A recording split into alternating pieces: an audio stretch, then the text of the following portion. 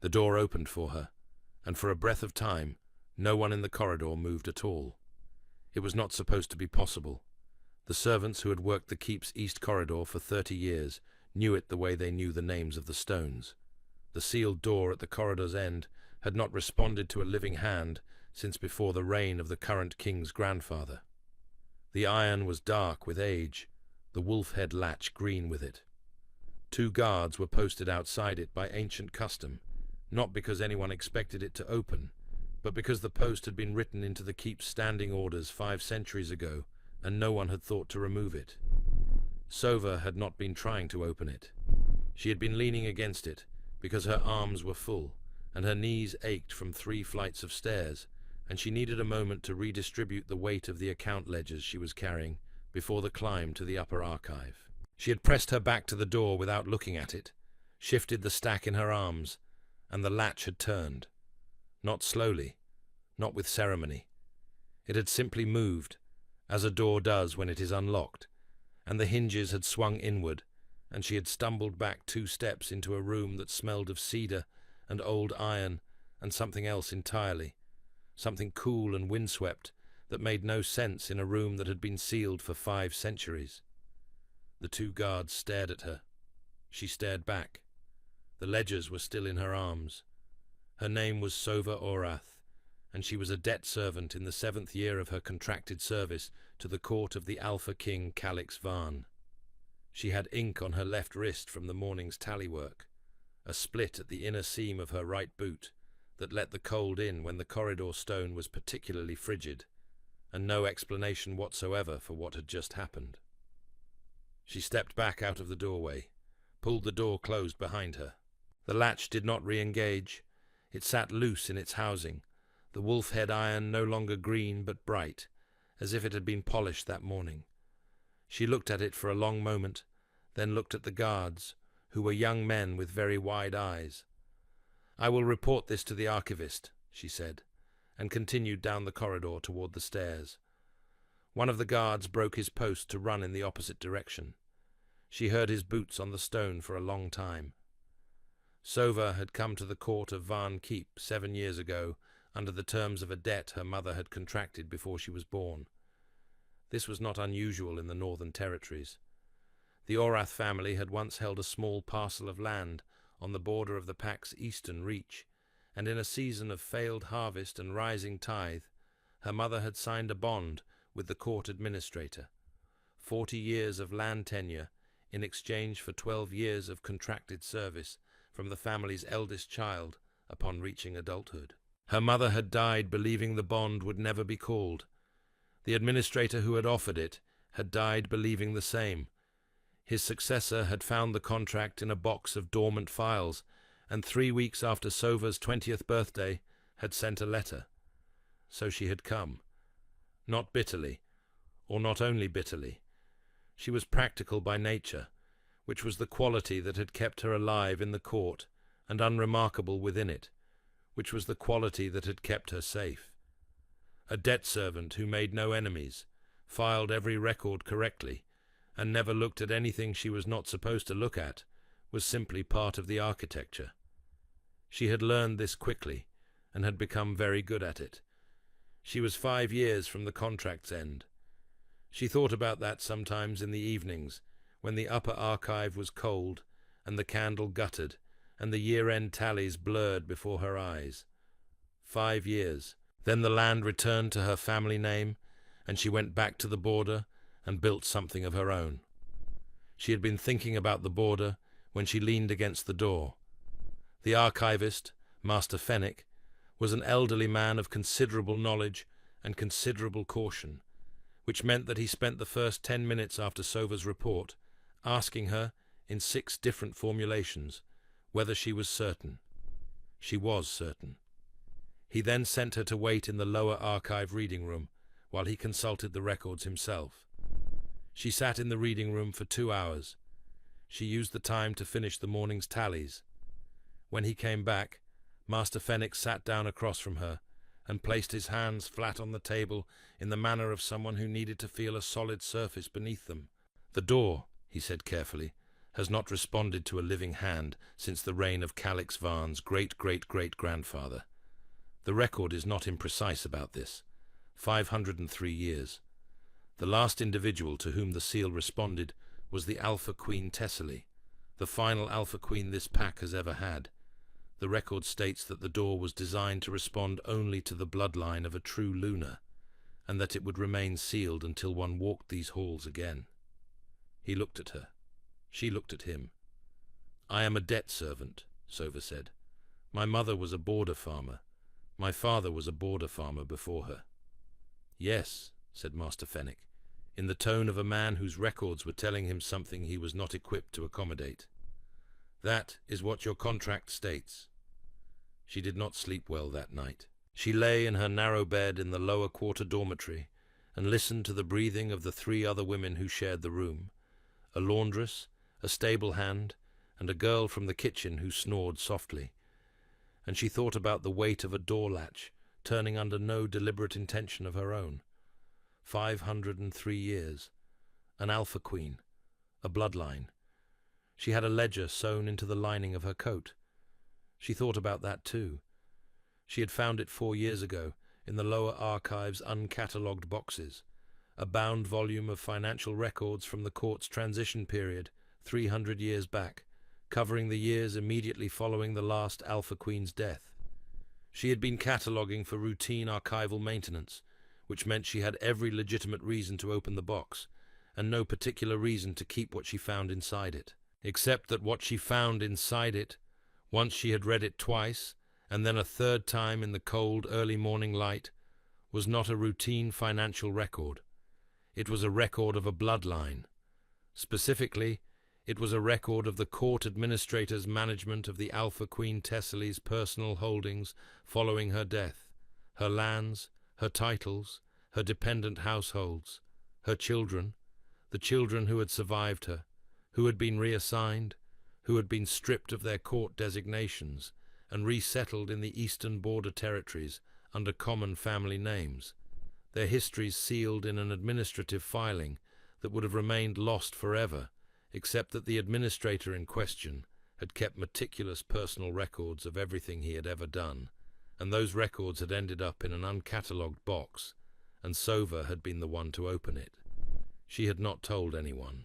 She had carried the ledger in her coat for 4 years, neither acting on what it contained nor destroying it, because she was not certain what it meant, and she was certain that moving prematurely on a piece of evidence she did not fully understand would be the end of her.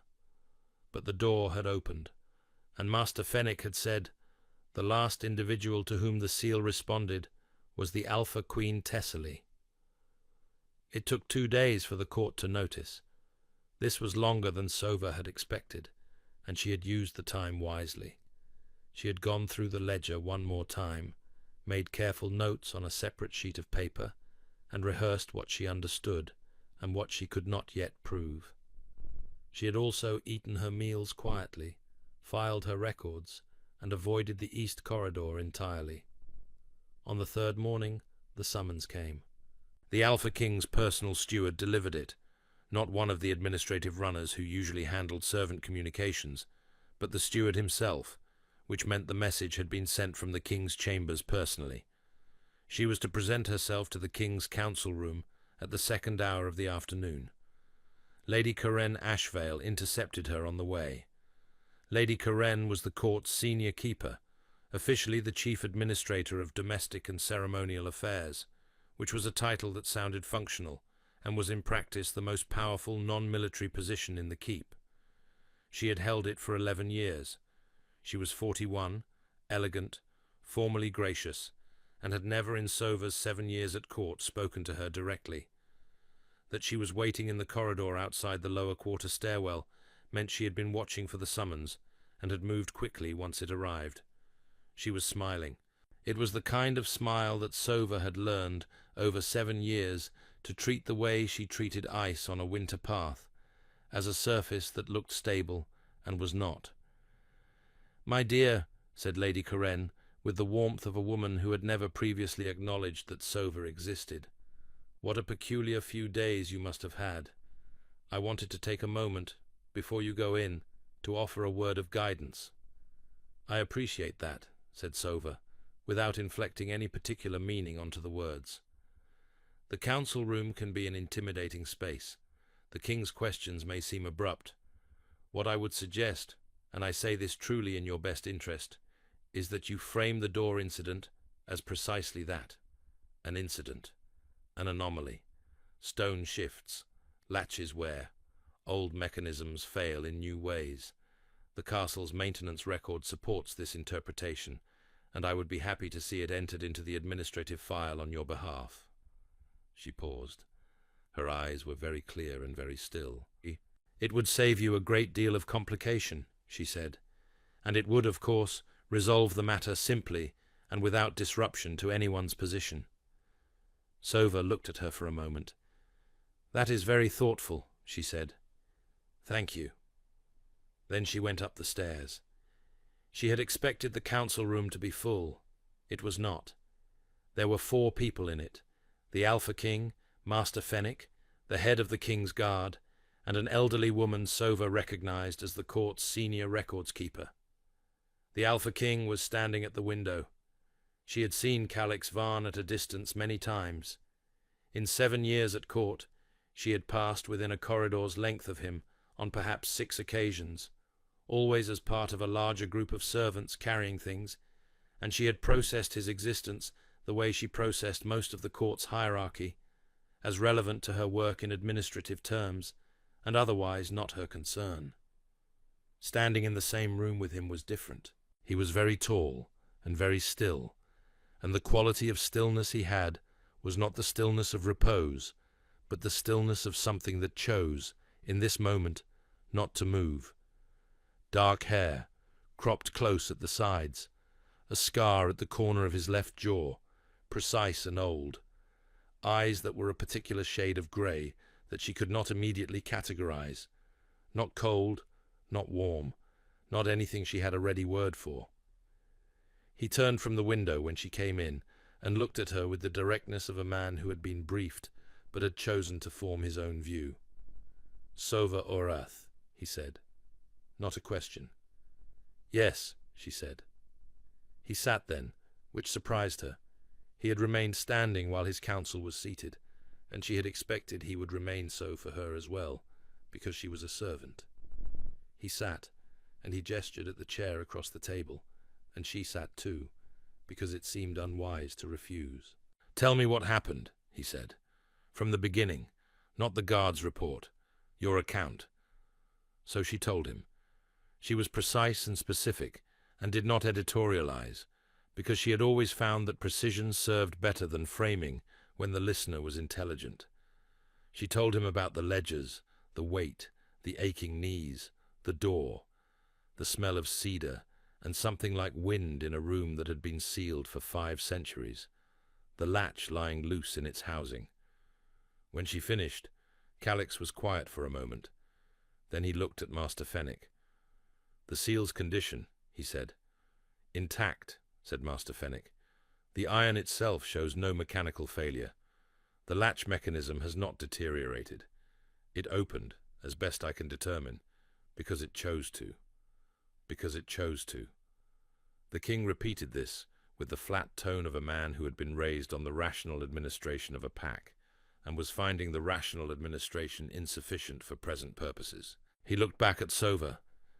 "Master Fenwick tells me the seal is historically linked to the bloodline of the Alpha Queen Tessely, and that your family name does not appear in any court genealogy." "No," said Sova. "It would not appear in the court genealogy.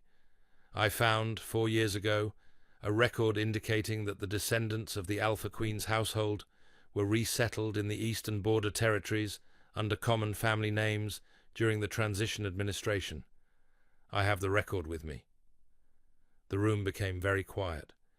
She reached into the lining of her coat and withdrew the ledger. It was smaller than it looked, sewn tightly into a pocket she had reinforced twice against wear. She set it on the table, and it sat there in the afternoon light, and no one spoke for several seconds. "You have been carrying this," said Calix, "for 4 years. I was not certain what to do with it," she said. "I was not certain what it proved, without the door. He looked at her for a long moment, not at the ledger, at her. "And now?" he said. "Now," she said, "I think someone should read it." Someone did. The elderly records keeper spent the better part of that evening with the ledger. Master Fenwick produced his own corroborating records from the deep archive. By morning, the administrative picture was as clear as it was ever likely to be. The resettlement document was authentic, the administrator's personal record was authentic, and the lineage it traced, through 300 years of eastern border families bearing common names, including the Orath line, was traceable to the household roles of the Alpha Queen Tessely's last surviving children. It did not make Sova a queen. The records keeper was careful to say this multiple times. What it made her was something the court's current administrative categories had no proper word for: the last living descendant of the true lunar line, carrying a bloodline that an old seal had been designed to recognize, which it had now done, after 503 years of waiting. Lady Karen moved against her on the second day. It was done procedurally, as Sova had expected.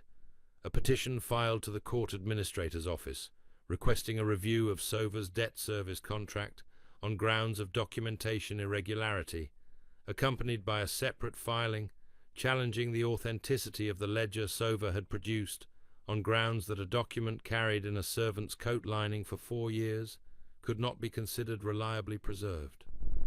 Lady Karen had also, Sova learned from the laundress who shared her dormitory, sent private communications to 3 of the king's 7 council members. The petition was on the council table by the 3rd morning. Sova knew this because Master Fenwick told her, in the careful tone of a man who felt he owed her information she would not otherwise have. "Lady Karen has considerable procedural authority in this court," he said. "The review she is requesting is entirely within her purview to request, and her grounds are not frivolous. They are the grounds that a careful institutional opponent would select." "I know," said Sova. "She will argue that you should remain in your contracted role pending the review, which could take months. During that time, the seal incident will be documented as a mechanical anomaly. The bloodline question will be framed as speculative. Your ledger will be in an evidence vault." "I know," said Sova again. She had spent the night thinking. She had also, in the small hours before the dormitory stirred, taken out her separate sheet of notes and reviewed what she understood. The ledger was authentic, and she could prove it, because it cross-referenced against 3 other administrative records she had catalogued over 7 years and knew where to find. The genealogical chain was traceable, and she could prove it, because she had the names, and she knew where the border territory records were held, and she had written to a border records office 2 years ago with a general inquiry that had come back with confirmatory land tenure records she had filed quietly in her own archive box. The door had opened for her in front of 2 witnesses, both of whom were guards sworn to the king's service, not to Lady Karen's administrative purview. And the debt ledger, the one hidden in her coat, bore, on its inside back cover, a notation in the original court administrator's hand that cross-referenced to a sealed record in the deep archive, a record of the resettlement decision and who had authorized it and why. It was not in the deep archive's public catalogue, but Sova had been cataloguing the deep archive for 7 years. She knew where it was. The council session convened on the 4th afternoon. Lady Karen had requested it, a formal procedural review of the door incident and the documentation questions it raised. She arrived in a gown the colour of winter slate, her composure as smooth and load-bearing as the keep's stone walls. She had 2 council members at her side. She had the court's chief notary with her. She had clearly been preparing for this since the moment the guards had run to report. Sova arrived alone, with the ledger under her arm and 3 additional documents she had pulled from the deep archive that morning, and sat down in the chair that had been placed at the far end of the table, the position of the party under review. She set her documents in a neat stack. She folded her hands on top of them. The council members filed in. Calix came in last and sat at the head of the table, and he looked at Sova once before looking at Lady Karen, and she could not read his expression, but it did not look like dismissal. Lady Karen presented her petition. She was precise and knowledgeable, and gave the council a version of events that was technically accurate and structurally misleading, which was, Sova thought, a considerable skill. The documentation irregularities she named were real irregularities. The authenticity questions were legitimately raised. Her argument for a review period was formally sound. When she had finished, the council chair looked to Sova. "You have the right of response," he said. Sova stood. She had not prepared a speech. She had prepared evidence. She walked through it methodically, the ledger's cross-references, and where to find the corroborating records. The genealogical chain and the border territory land tenure documents she had in hand. The deep archive record she had retrieved that morning, which bore the name of the administrator who had ordered the resettlement, and the name of the person who had requested it, listed in the administrator's personal file as the individual who had brought the political case for removing the Queen's household from court records entirely. That name was not Lady Karen. Lady Karen had not been born yet in the year of the resettlement. The name was the court's founding senior keeper, the first holder of the role Lady Karen currently occupied, the role whose authority had been used 300 years ago to erase a bloodline, and whose authority was being used now, Sova said quietly, to attempt the same erasure through procedure. The room was very still. "What I am describing," Sova said, "is not an accusation of personal malice. It is an observation about institutional memory. The senior keeper's role was used 300 years ago to remove inconvenient information from this court's record. The same role is currently pursuing a procedural review whose practical effect would be to do the same. I am asking the council to consider whether that is a pattern it wishes to continue." She set the documents on the table. She sat down. Lady Karen's composure did not break, but it changed quality, became something held rather than something natural, the way a wall that has been structurally compromised will still stand until it does not. "This is a reframing," Lady Karen said. Her voice was even. "The servant is attempting to redirect a procedural review with a rhetorical. The council will require the deep archive record to be authenticated before proceeding," said Calix. He had not raised his voice. He had simply spoken, and the room had reorganized itself around the fact of his speaking. "Authenticated and entered into the formal record," he said. "The petition is suspended pending that authentication. Master Fenwick, I want the original resettlement documents pulled from every archive we have, all of them." He looked at the council members. "Any council member who received private correspondence from Lady Karen's office in the last 4 days will recuse from this matter." 2 of the 7 looked at the table. Then he looked at Sova. "You will be moved to the East Wing's guest quarters pending resolution. Your contract is under review, not for irregularity, but for legitimacy. The deep archive record you have produced will be authenticated by Master Fenwick and the records keeper jointly." He paused. "You are not required to answer questions without Fenwick present." Lady Karen said, "Your Grace, the proper procedure for—" "The proper procedure," said Calix, in the same level voice, "for a case involving the direct administration of institutional fraud against the lunar line is not a domestic review petition. It is a council inquiry. That is what this is now." The session ended. The authentication took 9 days. Sova continued to file her records during those 9 days because the archive work still needed doing, and she found it clarifying. She moved to the East Wing guest quarters, which were warmer than the dormitory, and had a writing desk and a window that faced the courtyard, and the 3 women she had shared the dormitory with stopped her on her way to breakfast the first morning to say goodbye in the particular way of people who are surprised to find they will miss someone they had not expected to know. The laundress said, "You never made a fuss." "No," said Sova. "You were always going to be someone, weren't you? You just didn't say. Sova thought about that. I didn't know, she said honestly. I mostly just kept the records. On the 6th day, Calix came to the archive. He did not send a summons. He came himself, in plain clothes, a dark wool tunic, no ceremonial chain, and knocked on the archive room door like a man who was not certain of his welcome, which she found unexpectedly telling. She said, "Come in." He came in and looked at the stacks of records she had arranged on the reading table, and said, "Fennec tells me you catalogued the deep archive for 5 years before you found the sealed document." "Yes. And you knew what it meant when you found it." "I thought I knew what it might mean. I wasn't certain until the door opened." He was quiet for a moment. He was standing at the reading table, and she was seated, which meant she was looking up at him, which was slightly disorienting given the proportion of her life she had spent being invisible to people in his position. But he was not looking through her.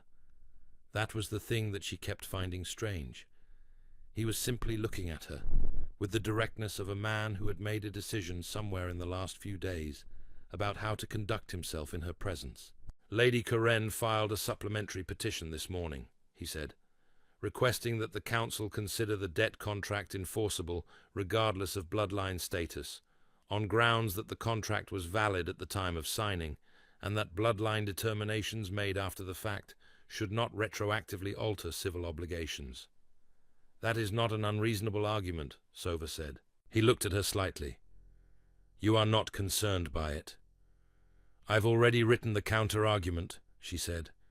"The contract was entered into under conditions of documented concealment. The resettlement record demonstrates that the court had an obligation to know this family's lineage and administratively suppress that knowledge. A civil obligation entered into under those conditions is voidable. You've been preparing for this for 4 years. I've been preparing for the possibility," she said. "I didn't know for certain there would be a use for it." He sat down then, in the chair across the reading table, and the room did a small reconfiguration that she did not comment on. He was at eye level with her now. She had a paper under her hand, and ink on her wrist, and her right boot was letting the cold through as usual, and she was, in this moment, more comprehensively visible than she had been in 7 years, possibly in her entire adult life, and she found she could meet it without flinching. "You have 5 years left on your contract," he said. "Yes." "If the debt is declared void, then I am free to leave," she said. He was very still. "And if it is not declared void?" She looked at him. "Then I have 5 years left on my contract, and I will finish my service as I have begun it." There was a long pause. Outside the archive window, the courtyard sounds, boots on stone, the distant ring of the forge, moved through the afternoon. "I am asking," he said, "whether you would consider remaining, not under a contract, under different terms." "Different terms," she said carefully. "The senior keeper's role," he said, "is going to require someone with a particular kind of methodological mind and no institutional debt to the way things have been done. And the question of the lunar line's formal position in this court is one that the Council is going to have to address regardless of what happens to Lady Karen." He paused. "I am also asking because I would like you to stay." The last sentence was delivered with the flatness of a man who had rehearsed several versions of it and discarded them all for this one, which was simply true. Sova was quiet for a moment. "Ask me again," she said, "when the review is finished." He nodded. He rose to go, and at the door he stopped.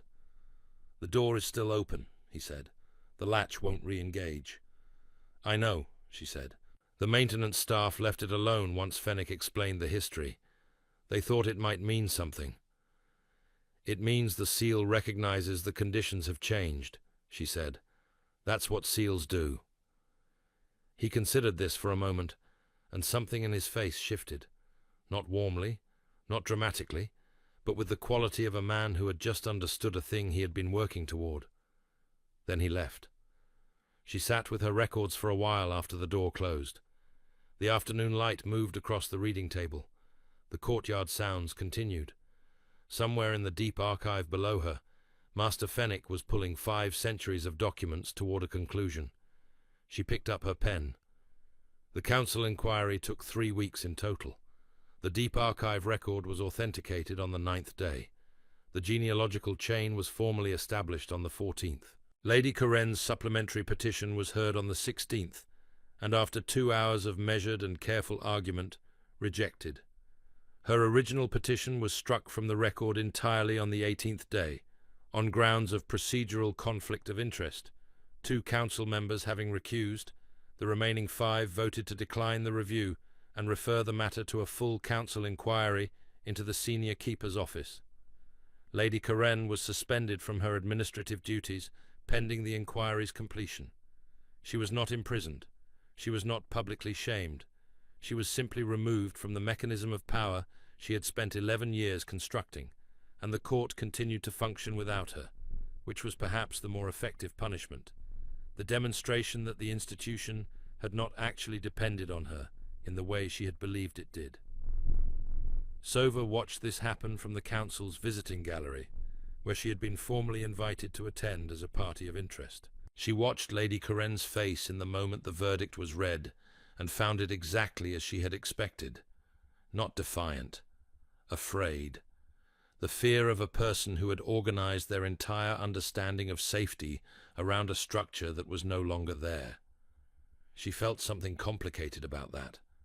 Not sympathy exactly. Recognition, perhaps. The particular texture of a flaw disappearing. The debt contract was declared voidable on the 21st day. She was free. Calix asked her properly 2 days later, not in the archive. In the east wing corridor outside the sealed door, which was still open, the wolf head latch bright in the morning light, the cedar and wind smell drifting faintly into the hall. He asked her to take the senior keeper's role on an interim basis, pending a formal council appointment that would require her formal acceptance of a new title. He asked her to consider separately whether she wished to remain at the court in any capacity at all. He said these things with the same measured precision he used in council, which she had come to understand was not coldness, but was the way he spoke when the stakes felt high to him. Then he said, "I told you I would ask again when the review was finished." "You did," she said. "The review is finished." "I know." He looked at the open door. "This morning, when I came through the corridor, I stopped for a minute. It doesn't feel like a gap anymore. It feels like it's supposed to be open." "It is supposed to be open," she said. "It was always supposed to be open. It was just waiting for the right conditions." He looked back at her. "Are you the right conditions?" "I think that is what 503 years of evidence suggests." There was a pause. Then, unexpectedly, he almost smiled. Not widely, not for performance, but a small specific thing that she suspected was rare. "Stay," he said. "Not because the seal opened, not because the bloodline record says what it says, because I have watched you sit in a council room full of people who have spent decades learning how to use procedure as a weapon, and I watched you understand it completely and defeat it anyway, and I would rather have you here than not." He paused. "That is all I have." Sova was quiet for a moment. "It is sufficient," she said. The months that followed were not seamless.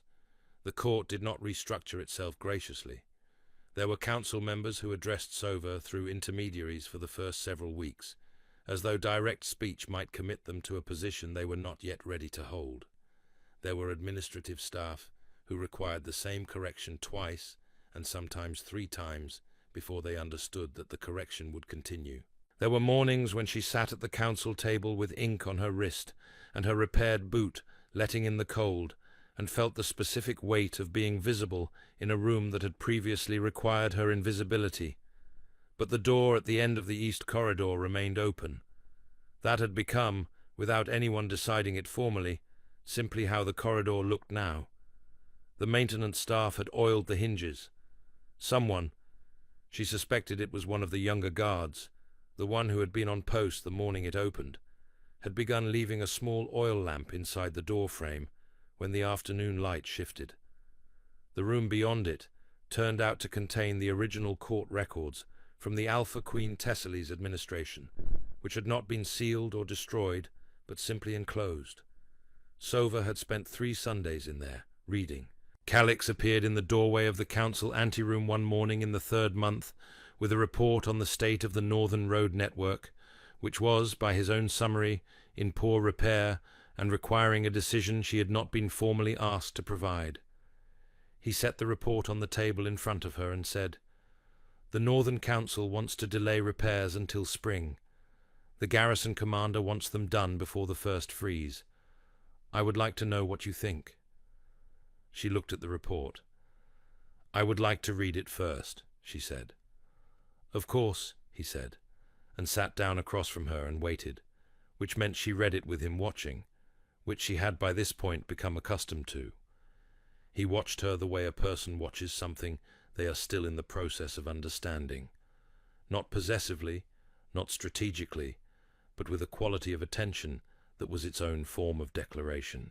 She reached the garrison commander's cost estimate and turned back 2 pages to cross-reference a figure. He waited. "The garrison commander is right about the timing," she said when she had finished. "But the Northern Council is right that the current budget cannot support the full repair before freeze.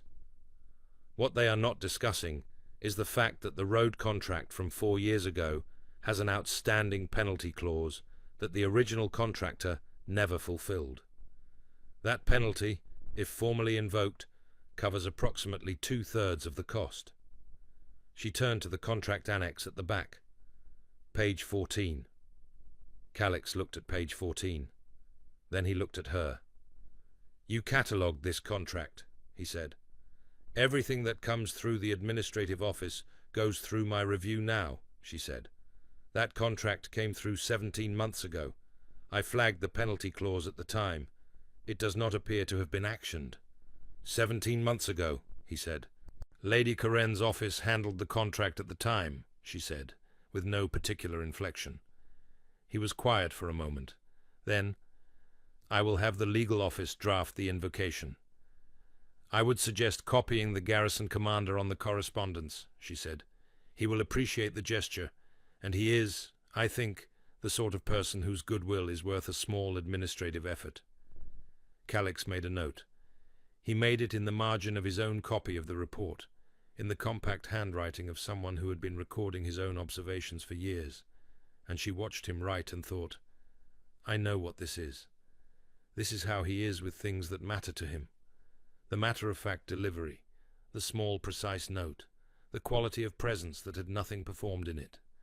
She found she could look at it without looking away. The ledger was on the low shelf by the anteroom window, not hidden, not sewn into anything, simply sitting where she had placed it the first week she had moved her work to the council anteroom.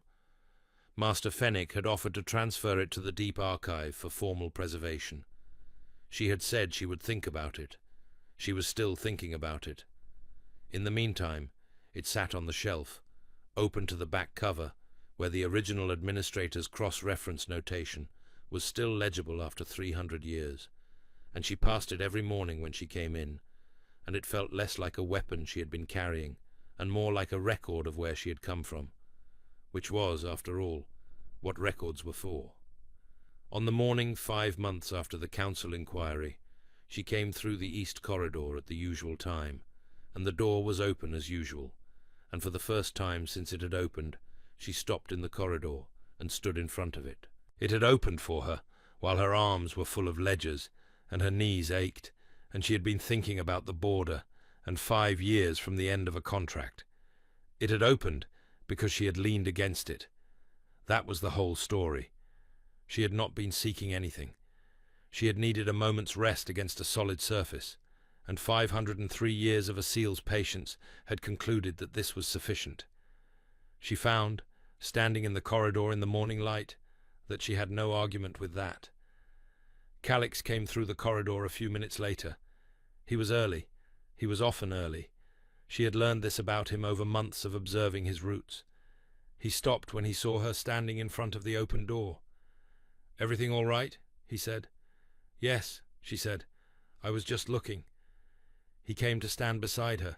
He was tall enough that she was looking at the angle of his jaw rather than his eyes, but she had become accustomed to his scale the way you become accustomed to the proportions of a room you spend time in, present and factored.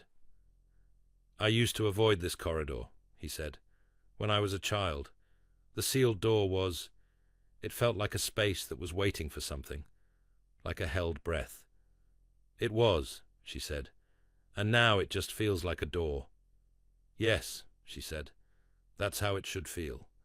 He looked at her sideways. That's a very pragmatic response to a 5 centuries-long supernatural dormancy. I am a pragmatic person. You carried a treasonous ledger sewn into your coat for 4 years. That was also pragmatic, she said. I did not know when I would need it. It seemed unwise to leave it somewhere it could be found. He was quiet for a moment.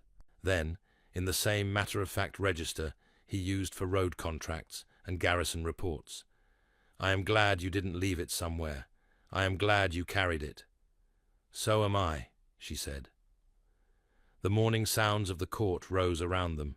Footsteps, a bell from the upper keep, the distant sound of horses in the courtyard. The door stood open.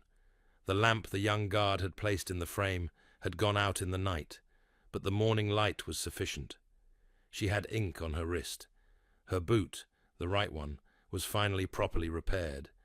She had taken it to the court's cobbler 2 weeks ago, and he had replaced the entire inner sole, which was a small thing, but had stopped the cold, which she had decided she was allowed to do now. She had, in fact, been making a small number of such adjustments, eating at the first sitting rather than the second, because the council session ran through the second hour, and she needed the time, taking her correspondence to the window table rather than the back desk, because the light was better, asking for a second oil lamp in the anteroom on the grounds that the current one was insufficient for close reading work.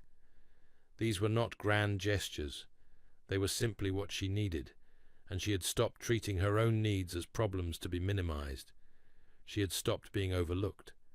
She was still herself. These two facts coexisted without contradiction, and she thought they always would. Calix turned from the doorway, and they walked together toward the council room, and the door stayed open behind them as they went, the corridor bright, the old cedar smell following them in the quiet air.